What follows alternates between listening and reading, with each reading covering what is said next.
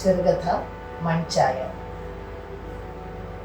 ഒരു പക്ഷിയുടെ ഇതുവരെ കേട്ടിട്ടില്ലാത്ത തരത്തിൽ ഒരു ചിലക്കൽ ശബ്ദം. അവൾ അന്നും രാവിലെ പതിവ് പോലെ 4 മണിക്ക് എണീറ്റു.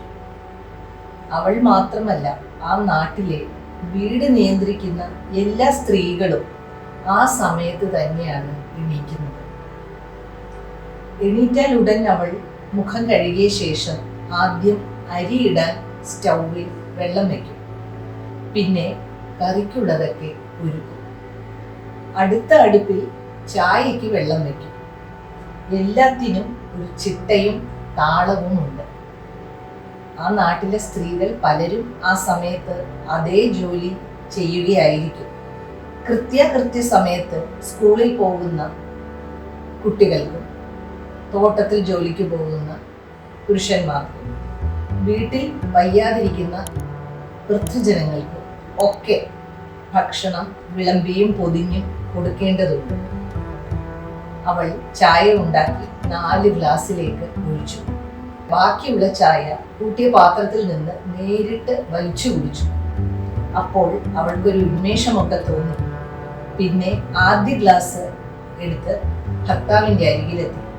ഇതാ ചായ റെഡി, എണീറ്റ് പരിപാടികൾ തുടങ്ങിക്കോ, നേരത്തെ പോണ്ടേ. അടുത്ത ഗ്ലാസ്സിൽ അല്പം കടുപ്പം കൂടിയ ചായയാണ് ഭർത്താവിൻ്റെ അപ്പനുള്ളത്. അപ്പനെ എണീപ്പിച്ച് ചായ ഇരുത്തി. ചൂടോടെ കുടിച്ചോ, ചുമ മാറിക്കോളും. അടുത്ത 2 ഗ്ലാസ്സിലെയും ചായയിൽ പാലാണ് കൂടുതൽ. പാൽ ചായ കുട്ടികൾക്കുള്ളത്. മറ്റു വീട്ടിലെ സ്ത്രീകളും അതേ ജോലി ചെയ്യുകയായിരിക്കും. അംഗങ്ങളുടെ എണ്ണവും പ്രായവും അനുസരിച്ച് ഗ്ലാസിന്റെ എണ്ണവും ചായയുടെ തരവും വ്യത്യാസപ്പെട്ടിരിക്കും. അവൾ ഈ നാട്ടിലെത്തിയിട്ട് 8 വർഷം കഴിഞ്ഞു. ഇവിടുത്തെ അമ്മച്ചി മരിച്ചതിന് തൊട്ടടുത്ത ദിവസങ്ങളിലാണ് ഏറ്റവും കൂടുതൽ ചായ ഉണ്ടാക്കി മടുത്തിട്ടുള്ളത്. അവരൊക്കെ ശവമടക്കിന് വന്നതോ ചായ കുടിക്കാൻ വന്നതോ? സ്വന്തക്കാരിയെ കാണാനെന്ന മട്ടിൽ അവളുടെ നാട്ടിൽ നിന്നെത്തുന്ന പട്ടണ പരിഷ്കാരികൾക്ക് ഈ നാട്ടിലെ ചായയെ പുകഴ്ത്താനേ നേരമുള്ളൂ. എന്നാ ഒരു ചായ, എന്നാ ഒരു ഫ്രഷ് ചായയാണ് എന്ന് പറഞ്ഞ് അവരത് ഊതി കുടിക്കും. ചായത്തോട്ടത്തിൽ നിന്ന് നേരിട്ട് പറിച്ചെടുക്കുന്ന തേയില ഫ്രഷ് ആണെന്നത് ആർക്കാണ് അറിയാത്തത്? കൂടാതെ ഗ്രാമത്തിന്റെ ഭംഗി അതും ചായയോടൊപ്പം അവർ മുത്തി കുടിക്കും. അവൾ എല്ലാ സൗകര്യവും ഉണ്ടായിരുന്ന പഴയ കാലം ഓർക്കും. ഗ്രാമത്തിന്റെ ഭംഗി എന്താണ്? ജനിച്ചു വളർന്ന പട്ടണത്തിൽ എന്തൊക്കെ സൗകര്യങ്ങൾ ഉണ്ടായിരുന്നു. ഡിഗ്രിക്ക് 1-ാം വർഷം പഠിക്കുമ്പോൾ ഒരു അന്യമതക്കാരനോട് മകൾക്ക് പ്രേമമുണ്ടോ എന്ന് സംശയിച്ച് ആദ്യം വന്ന ആലോചന വീട്ടുകാർ നിർബന്ധിച്ച് നടത്തി. കല്യാണം കഴിഞ്ഞു വന്നപ്പോ ഈ നാടിനോട് ചേരാനേ പറ്റിയില്ല. പിന്നെ കാലം കൊണ്ട് ചേർന്നു വന്നു. ചായയാണ് ഇവിടെ മെയിൻ. സ്വർഗവും അധോലോകവും ചായ തന്നെ. ആദ്യമൊക്കെ അവൾ ചായ ഉണ്ടാക്കുന്നത് ശരിയായതേ ഇല്ല. പിന്നെ എല്ലാം പഠിച്ചെടുത്തു. ഇപ്പോൾ അവൾ ഉണ്ടാക്കുന്ന ചായ ഏറ്റവും കൂടുതൽ ഇഷ്ടപ്പെടുന്നത് അവളുടെ അനിയന്റെ കൂട്ടുകാരനാണ്. കോളേജിൽ ഡിഗ്രി അവസാന വർഷം പഠിക്കുന്ന അനിയന് കൂട്ടുകാർ പലരുമുണ്ട്. എന്നാലും ഈ ഒരു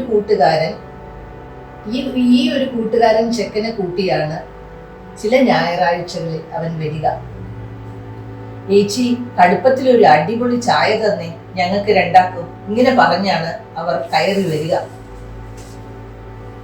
ആദ്യത്തെ പ്രാവശ്യം ആ ചെക്കൻ്റെ ചുരുണ്ട മുടി കണ്ടപ്പോൾ പ്രിയപ്പെട്ട ആരെയോ പോലെ അവൾക്ക് തോന്നി. നെറ്റിയിൽ വീണ് കിടന്ന മുടി ഒതുക്കി കൊടുത്തതോർത്തു. അനിയന്റെ കൂട്ടുകാരൻ ഇടയ്ക്കിടയ്ക്ക് പിന്നെ വന്നപ്പോഴൊക്കെ ഇഞ്ചി ചായ, ജീരക ചായ, മസാല ചായ, ഏലക്ക ചായ, നാരങ്ങ ചായ, ഇങ്ങനെ ഓരോന്ന് പറഞ്ഞുണ്ടാക്കി. അതൊക്കെ ഉണ്ടാക്കാൻ പഠിപ്പിക്കുകയും ചെയ്തു. പിന്നെ അനിയൻ അവനെയും കൂട്ടി വരാൻ അവൾ കാത്തിരിക്കാൻ തുടങ്ങി. ചായ ഉണ്ടാക്കുന്നത് മാത്രമാണ് അവൾ ഇപ്പോൾ സന്തോഷത്തോടെ ചെയ്യുന്ന ഒരേ ഒരു ജോലി. ധ്യാനിക്കുന്ന പോലെയാണ് അവളിപ്പോൾ ചായ ഉണ്ടാക്കുന്നത്, ആർക്കെങ്കിലും കൊടുക്കുന്നത്, സ്വയം കുടിക്കുന്നത്. അനിയന്റെ കൂട്ടുകാരൻ ഒരു ഞായറാഴ്ച വന്നപ്പോൾ പറഞ്ഞു, ഇവിടുത്തെ ചായപ്പൊടിയും വെള്ളവും ചേർത്ത് ഏച്ചി ഉണ്ടാക്കുന്ന ചായ വേറെ ലെവലാണ്, മറ്റൊരിടത്തും ഇത് കിട്ടൂല. അവൾ ചിരിച്ചതേ ഉള്ളൂ. ഉള്ളിലൊരു നീറ്റലുണ്ട്. ചായ ഉണ്ടാക്കുന്നത് ഒരു കല തന്നെയാണ്, അവൾക്കതറിയാം. ദിവസം 15 തവണയെങ്കിലും അപ്പന് ചായ വേണം. "ഡി കൊച്ചേ, എനിക്കിത്തിരി ചായ അനത്തിത്ത" എന്ന അപ്പന്റെ പറച്ചിൽ കേൾക്കുമ്പോഴേക്കും അവൾ ചായയുമായി എത്തിക്കഴിയും. പലതരത്തിൽ ചായ എടുത്തു തുടങ്ങിയപ്പോഴാണ് ചായയിൽ താനൊരു കവിത എഴുതുകയാണോ എന്ന് അവൾക്ക് സംശയം തോന്നിയത്. അന്ന് രാത്രി പൊടി പിടിച്ച പെട്ടി തുറന്ന് തന്റെ പഴയ ഡയറി കുറിപ്പുകൾ അവൾ തിരഞ്ഞു. അതിൽ എന്നോ കുറിച്ചിട്ട കവിതകൾ തനിയെ ഇരുന്ന് വായിച്ച് രസിച്ചു. ഇതൊക്കെ താൻ തന്നെ എഴുതിയതാണോ എന്ന് അവൾക്ക് സംശയമായി. അവൾ ഡയറി അടച്ചു വെച്ച് ഒരു നിമിഷത്തേക്ക് നഷ്ടമായ തന്റെ പ്രസരിപ്പ് വീണ്ടെടുത്ത് ഒരു മൂളിപ്പാട്ടോടെ ആ അർദ്ധരാത്രിയിൽ ഒരു ചായ ഉണ്ടാക്കി കുടിച്ചു. തന്റെ ജീവിതത്തിൽ ഏറ്റവും പ്രധാനപ്പെട്ടത് ഈ ചായ കൂടി തന്നെ എന്നും അവൾ തീരുമാനിച്ചു. ചിലപ്പോഴൊക്കെ കട്ടൻ ചായ ഊതി കുടിക്കുമ്പോൾ കരിമണലിൽ കൂടി ചുമന്ന ജലം ഒഴുകുന്ന പോലെ അവൾക്ക് തോന്നും. അവളുടെ ശരീരം ഏതോ ശില്പി കളിമണ്ണിൽ ഉണ്ടാക്കിയതാണെന്നും കുടിക്കുന്ന ചായ രക്തമാണെന്നും ഒക്കെ അവൾക്ക് തോന്നാറുണ്ട്. ചായ ഒഴിയാത്ത അടുക്കളയാണ് അവളുടേത്. ആ നാട്ടിലെ മിക്ക വീടുകളിലും ചായ ഒഴിയാത്ത അടുക്കളയാണ് ഉള്ളത്. ചായയുടെ ഉന്മാദം അവൾക്ക് മാത്രം ഉള്ളതായിരുന്നില്ല. അവിടെയുള്ള എല്ലാ വീടുകളും അതിൻ്റെ അവകാശികൾ ആയിരുന്നു. ആ ഞായറാഴ്ച അനിയനും കൂട്ടുകാരനും വന്നപ്പോൾ കയ്യിൽ കുറച്ച് ശംഖുപുഷ്പം ഉണ്ടായിരുന്നു. "ഏച്ചിയെ, ഈ ശംഖുപുഷ്പം തിളപ്പിച്ചൊരു ചായ തന്നേ." അങ്ങനെ ഒന്ന് ഇതുവരെ ഉണ്ടാക്കിയിട്ടില്ല. അവൾ മടിച്ചു നിന്നു. "എന്നാൽ ഏച്ചിക്ക് ഞാൻ ഉണ്ടാക്കി തരാം നല്ല ശംഖുപുഷ്പ ചായ." അവനത് പറഞ്ഞപ്പോൾ അവൾ എണീറ്റു. "നീ അങ്ങ് പോയേ ചെക്ക, ഞാൻ ചായ എടുത്ത് കൊണ്ടുതരാം." അവൾ അടുക്കളയിലേക്ക് പോയി. ചായപ്പൊടി തിളയ്ക്കുന്ന വെള്ളത്തിലേക്ക് ഇട്ടു. ശംഖുപുഷ്പം കയ്യിലെടുത്തു. കയ്യിൽ ശംഖുപുഷ്പം പൂത്തുമറിഞ്ഞു നിൽക്കുന്ന പോലെ ഇതളുകൾ വലിച്ചൂരാൻ അവൾക്ക് തോന്നുന്നതേയില്ല. പഴയ സിനിമാ പാട്ട് അവളുടെ ചെവിയിൽ മുഴങ്ങുന്നു. "ശംഖുപുഷ്പം കണ്ണെഴുതുമ്പോൾ ശകുന്തളെ നിന്നെ ഓർമ്മ വരും." എന്തൊക്കെയോ ഓർത്ത് അവൾ കുറച്ചു നേരം അനങ്ങാതെ നിന്നു. ഇഞ്ചി, ഏലക്ക, നാരങ്ങ എന്നിങ്ങനെയുള്ള പലതരം ചായകൾ എടുത്തപ്പോഴൊന്നും ഈ പ്രയാസം തോന്നിയിട്ടില്ല. എന്തിനോ കണ്ണുകൾ നിറയുന്നു. ഈ പൂക്കൾ ഒരു തളികയിൽ വെച്ച് മേശപ്പുറത്ത് വെച്ചാൽ എന്ത് ഭംഗിയായിരിക്കും, ചെടിയിൽ നിന്നാൽ എത്ര ജീവസുറ്റതായിരിക്കും. അങ്ങനെയൊക്കെ അവൾ വെറുതെ ഓർത്തു. പിന്നെ ഇതളുകൾ ഓരോന്നായി പറിച്ച് വെള്ളത്തിലേക്കിട്ടു. അത് തിളയ്ക്കുന്നത് നോക്കി നിന്നു. ഇതളുകൾ വീണ ഭാഗത്തുകൂടി വെള്ളത്തിലേക്ക് വയലറ്റ് മഷി ഒഴിച്ചതുപോലെ നിറം പടരുന്നു. ശംഖുപുഷ്പ നീലിമ അതിവിസ്മയകരം. പഴയ ഡയറിയിലെ വെണ്ണ നിറമുള്ള കടലാസിൽ വയലറ്റ് മഷി കൊണ്ട് അവൾ ഒരിക്കൽ എഴുതിയിട്ടുള്ള അക്ഷരങ്ങൾ ആ ചായയിൽ വന്ന് കലർന്നിട്ടുണ്ടെന്ന് അവൾക്ക് തോന്നി. അനിയനും കൂട്ടുകാരനും ഒപ്പം ആ ചായ അവൾ ഏറ്റവും ഇഷ്ടപ്പെട്ട് കുടിച്ചു. വൈകിട്ടത്തെ 4 മണി ചായയുടെ പുഷ്പലഹരി. രാവിലത്തെ ചായ ഒരു യന്ത്രം പോലെയാണ് അവൾ പലപ്പോഴും കുടിക്കുന്നത്. ഇവിടുത്തെ എല്ലാ സ്ത്രീകളും അങ്ങനെ തന്നെ. പക്ഷേ വൈകിട്ടത്തെ ചായ തന്നെ പോലെ അവർ ആസ്വദിക്കുന്നുണ്ടോ എന്ന് അറിയില്ല. ഈ നാട്ടിൽ വന്നു കഴിഞ്ഞാൽ ഇവിടുത്തെ തണുത്ത കാലാവസ്ഥയിലേക്ക് അവരവരെ ഘനീഭവിച്ചു നിർത്തിയാണ് ഓരോ സ്ത്രീയും ജീവിക്കുന്നത്. അതുകൊണ്ട് ശരീരത്തിനകത്തും പുറത്തും സംഭവിക്കുന്ന സ്ഫോടനാത്മകമായ ഒന്നും അവരെ ബാധിക്കാറില്ല. അവൾക്ക് ചിരിയും വന്നു. ഇവിടെ ജീവിച്ചു മരിക്കുന്നവർക്ക് ചോറുരുട്ടി വെച്ചാൽ കാക്ക വന്ന് കൊത്താറില്ല. ചായ വെച്ചാലാണ് കാക്ക വന്ന് കൊത്തി കുടിക്കുക. തന്റെ മരണശേഷവും അത് തന്നെയായിരിക്കും സംഭവിക്കുക. ഇവിടെയുള്ള ചെറുപ്പക്കാർ ചായ കൊടുത്താണ് പ്രേമാഭ്യർത്ഥന നടത്തുന്നത്. ചായ കൊടുത്ത് തന്നെ കൊല്ലാനും അവർക്ക് മടിയില്ല.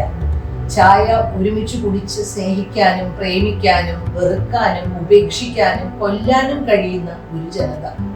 അത് മറ്റെവിടെയെങ്കിലും ഉണ്ടെന്ന് തോന്നുന്നില്ല. മരിച്ചവരെ പോലും ഉണർത്തുന്ന ചായ. ഹാ, കൊള്ളാമല്ലോ. താൻ ഇപ്പോൾ ഓർത്തത് ഒരു തേയില കമ്പനിക്ക് പരസ്യവാചകം ആക്കാമല്ലോ. രാത്രി പുറത്ത് കൊമ്പുകൾ കുത്തി മുരളുന്നു. മഴയിൽ കുതിർന്ന ഇരുട്ട് തണുത്ത് വിറയ്ക്കുന്നു. എല്ലാവരും ഉറങ്ങിക്കഴിഞ്ഞു. രാത്രി ചന്തം നോക്കി അവളുടെ ഉറക്കം പോയി. പിന്നെ എപ്പോഴോ തേയിലക്കാടുകൾ ചുറ്റി വന്ന തണുത്ത കാറ്റ് അവളുടെ മുടിയിഴകളെ പാറിച്ചു. അവൾ അറിയാതെ മയങ്ങിപ്പോയി, ഉറങ്ങിപ്പോയി. ഇന്നവൾ പതിവില്ലാതെ 4 മണിക്ക് മുമ്പ് തന്നെ ഞെട്ടി എണീറ്റു. എന്തോ ഒരു ശബ്ദം കേട്ടതുപോലെ. ആ നാട്ടിലെ സ്ത്രീകൾ എല്ലാവരും ആ സമയത്ത് ഞെട്ടി ഉണർന്നോ എന്ന് അറിയില്ല. അവൾക്ക് അത് അറിയുകയും വേണ്ട. അവൾ ക്ലോക്കിൽ നോക്കി. രാവിലെ 3 മണിയേ ആയിട്ടുള്ളൂ. തുടർച്ചയായുള്ള മഴ ദിവസങ്ങളിൽ അതിരാവിലെ പുതച്ചു മൂടി ഉറങ്ങാൻ നല്ല സുഖമാണ്. വീണ്ടും കിടന്നു. പക്ഷേ ഉറക്കം വരുന്നില്ല. പെട്ടെന്ന് അവൾ അനിയന്റെ കൂട്ടുകാരൻ കഴിഞ്ഞ തവണ വന്നപ്പോൾ പറഞ്ഞ മറ്റൊരു ചായയെ കുറിച്ച് ഓർത്തു. ചെമ്പരത്തി ചായ. അവൾക്ക് ആ ചായ കുടിക്കാൻ വല്ലാത്ത കൊതി തോന്നി. അഴിഞ്ഞു വീണ് കിടന്ന മുടി തലയ്ക്ക് മുകളിൽ ചുറ്റിക്കെട്ടിക്കൊണ്ട് അവൾ പതിയെ എണീറ്റു. പെയ്തു തളർന്ന മഴ പുറത്ത് ഇപ്പോൾ പതിയെയാണ്. നല്ല തണുപ്പുണ്ട്. പുറത്തേക്കിറങ്ങി മുറ്റത്തെ മണ്ണ് ചായ ചണ്ടി പോലെ കാലിൽ പറ്റിപ്പിടിച്ചു. വേലിക്കരികിൽ നിൽക്കുന്ന ചെമ്പരത്തിയിൽ നിന്ന് കുറച്ചു പൂക്കൾ അവൾ പൊട്ടിച്ചെടുത്തു. അവൻ പറഞ്ഞത് അവൾ ഓർത്തു. ഹൈബിസ്കസ് ചായക്ക് വലിയ ഡിമാൻഡാ. അടിപൊളി സ്വാദ്. അടുത്ത തവണ വരുമ്പോൾ നമുക്കത് ഉണ്ടാക്കണം. അതെന്ത് ചായയാ? നമ്മുടെ ചെമ്പരത്തി തന്നെ. അത് പറയുമ്പോൾ അവൻ വലത് കൈയിലെ ചൂണ്ടുവിരൽ കൊണ്ട് സ്വന്തം ചെവിക്ക് മുകളിൽ വട്ടം കറക്കി. അന്നവൾ ചിരിച്ചതിന് കണക്കില്ല. എപ്പോഴും സാധാരണ ചായ മാത്രം കുടിക്കുമ്പോൾ ഈ വ്യത്യസ്തത അവൾക്ക് ഇഷ്ടമാണ്. അടുത്ത ഞായറാഴ്ച അവന് ചെമ്പരത്തി ചായ ഉണ്ടാക്കി കൊടുക്കണം. ആദ്യമായിട്ടാണ് തനിയെ ഇങ്ങനെ ചായ ഉണ്ടാക്കി കുടിക്കാൻ തീരുമാനിക്കുന്നത്. പൂക്കളുമായി വീട്ടിനുള്ളിലേക്ക് കയറുമ്പോൾ അവൾ തിരിഞ്ഞൊന്ന് അറിയാതെ ആകാശത്തേക്ക് നോക്കി. ചുമന്ന തീക്കനൽ പോലെ തിളങ്ങുന്ന ആകാശം. ഉയർന്നു നിൽക്കുന്ന മരങ്ങളിലെ ഇലകൾ കൊമ്പുകളോടൊപ്പം കൈകൂപ്പി ആകാശത്തോട് എന്തോ യാചിക്കുന്നു. ചൂട് ചെമ്പരത്തി ചായ അല്ലാതെ ഇപ്പോൾ മറ്റൊന്നും ജീവിതത്തിൽ ഇല്ല എന്നവൾക്ക് തോന്നി. വീട്ടിനുള്ളിൽ ഉറങ്ങുന്നവരെ ഉണർത്താതിരിക്കാൻ ശ്രദ്ധിച്ചുകൊണ്ട് അവൾ അടുക്കളയിൽ പാത്രത്തിൽ വെള്ളം നിറച്ചു. ശംഖുപുഷ്പത്തിന്റെ ഇതൾ ഊരിയെടുക്കാൻ തോന്നിയ മടിയൊന്നും ചെമ്പരത്തിപ്പൂവിന്റെ ഇതൾ തൊട്ടപ്പോൾ തോന്നിയില്ല.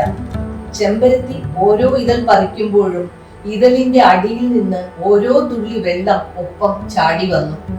കണ്ണിൽ നിന്നും ഓരോ തുള്ളി പൂന്തേൻ വരുന്ന പോലെ. മിന്നലിൽ പിടഞ്ഞ ജീവിതാസക്തി അവളിലെ ഞരമ്പുകളിലൂടെ ലക്ഷ്യമില്ലാതെ പാഞ്ഞു. പറിച്ച പൂവിനുള്ളിലെ വെള്ളം, ജീവനുള്ളിലെ വെള്ളം പ്രകൃതിയുടെ ഒരു പ്രതിഭാസമാണെന്ന് തോന്നി.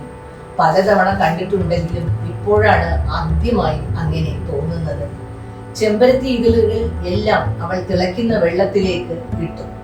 തേയിലയോടൊപ്പം അത് തിളച്ചു. തേയിലയുടെയും ചെമ്പരത്തി പൂവിന്റെയും മണങ്ങൾ പരസ്പരം കുതിർന്ന് പടർന്നു. മുഖം താഴ്ത്തി ആവിയോടൊപ്പം അവൾ ആ ഗന്ധം വലിച്ചെടുത്തു. പാത്രത്തിനുള്ളിൽ ചെമ്പരത്തി പൂവിന്റെ നിറമുള്ള മണമുള്ള ചുമന്ന ചായ തിളച്ചു മറിയുകയാണ്. അവൾ അത് നോക്കി നിൽക്കുകയാണ്. ഒറ്റ നിമിഷം അതിഭീകര ശബ്ദം. പൂവിന്റെ ഉള്ളിൽ നിന്നും തെറിച്ചു വന്ന വെള്ളം പോലെ, തിളയ്ക്കുന്ന ചെമ്പരത്തി ചായ പോലെ ഒരു ചുമന്നു കൊഴുത്ത ദ്രാവകം ഭൂമി ആഞ്ഞു തുപ്പി.